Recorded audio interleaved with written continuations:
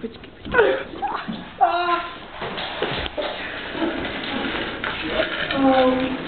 Hej, já tady budu, hej, Počkej, ty to tam všechno to.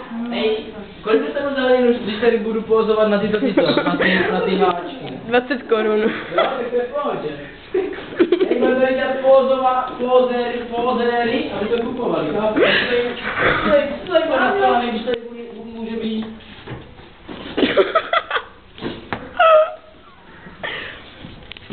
Chápeš? Hej, pičo, dejte mi ten plastik, já se nemůžu ohnout, mě by spadlo. 4 dementi jdete do obchodu. Máte být za náma? Co?